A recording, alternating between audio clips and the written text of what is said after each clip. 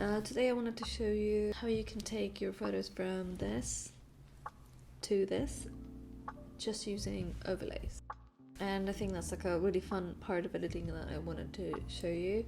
I've just released my own pack. It will also apply to any textures or anything that you can find online, not just my pack. But I'll be showing you the examples from my own overlays pack. There'll be a link down below along with a discount code so you can check it out.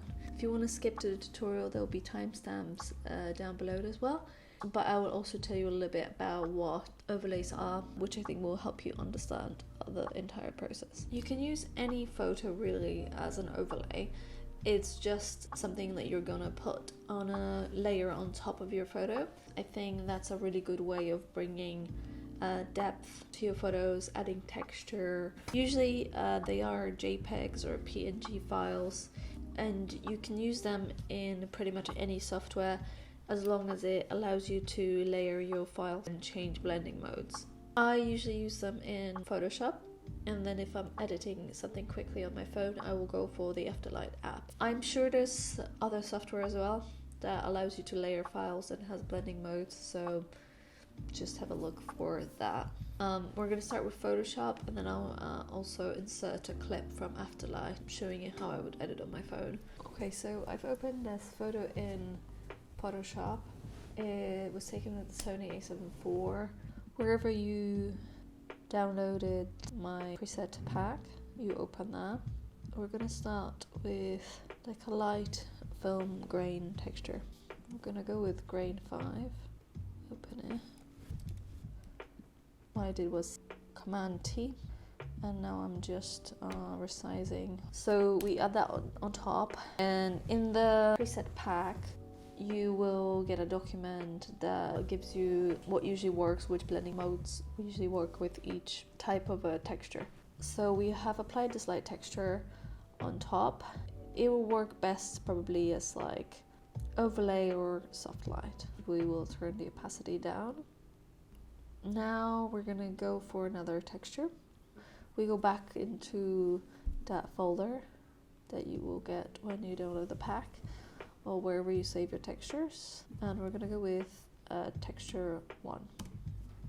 What I did Command A, Command C, and then I copied on top, Command T to resize, Enter, and then we have another texture, and the same overlay, soft light, probably work best. And you can see like those streaks look very film-like. This texture was made by me scanning in a film photo that I took at some point. So we're gonna keep it on overlay, and we're gonna turn it down a little bit. About 70% is good. So as you can see, just those two textures give us that much. I'm gonna try like a colored paper texture. You can use these textures to do very gentle edits, like just to add grain or just to add some color, but I'm going to show you something a little bit more drastic. Go back to the photo, Command T, resize it. You could position it either on top or below. We will see in a second what's best. In this case, looks like, oh, this probably will be too much. It affects too much of the photo. But obviously I have a little bit of experience, so I know this could likely work quite well. We're gonna go with hard light.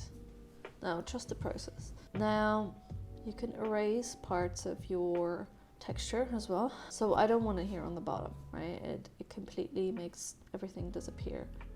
I'm gonna gently erase. I have this eraser currently set up to hardness 0%, quite big, opacity 17%, because I want to be able to do this gradually so it doesn't look like you've erased a part of it.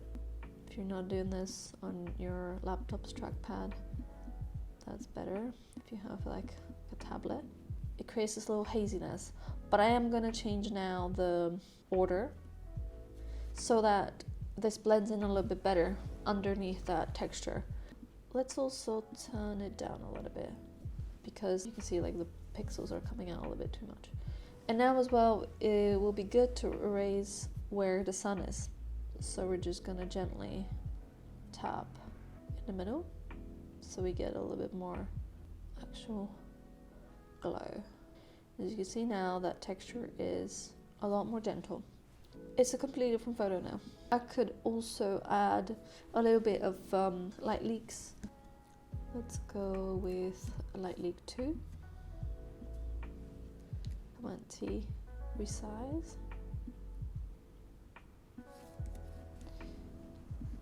And now usually lighten or screen. In this case, screen works really well. I like the way this magenta streak light leak looks, but I kind of want it to be a different color.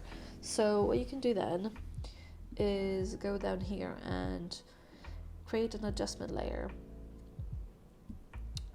So I've created this hue saturation adjustment layer, and it used to be on top of the layer that you wanted to apply to. So in this case, I wanted to apply to layer 16.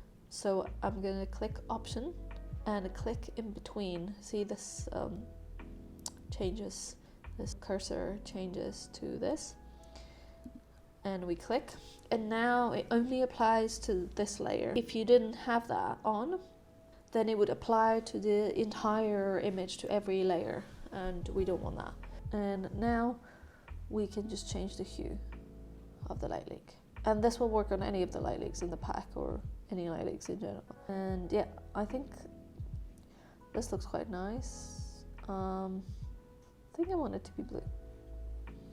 And now I kind of want another one here, so what I could do is duplicate that layer. Okay, put it on top. We redo this because right now it looks like it's a different color because this one's on top and it's exactly in the same spot as the other one is. But what we're gonna do is Command T and right click, flip horizontal, and now it's on the other side. And if you don't want it to look like super similar to the one on the other side, you can resize it a little bit. Holding Shift, you can resize. Not keeping the ratio, which normally is not advisable, but in this case, I think it can work really well. It's just a streak of light.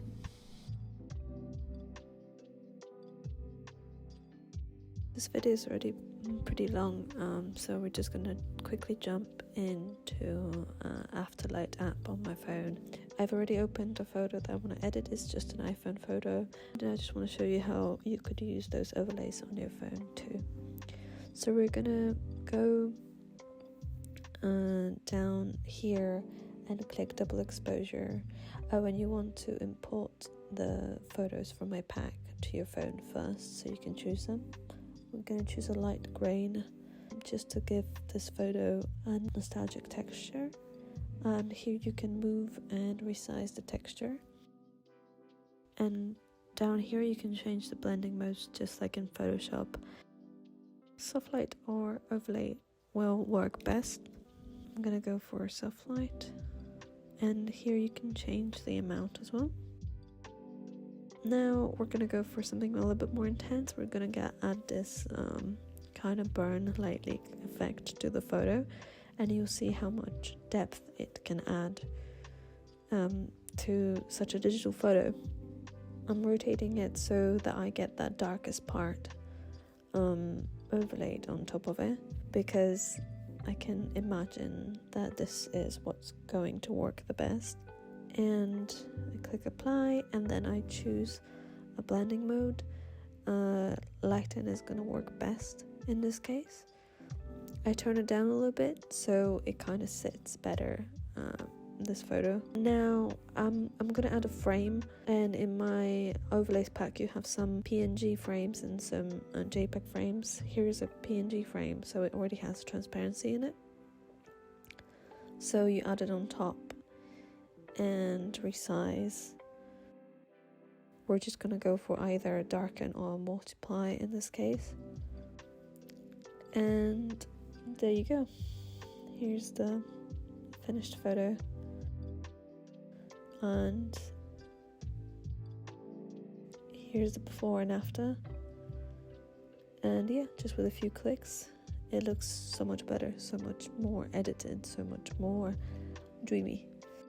There we go. I hope you enjoyed this, and let me know if you have any questions. I will release another tutorial with video stuff at some point. And yeah, again, there's a link down below and a discount code if you're interested in these. And I'll see you in the next video.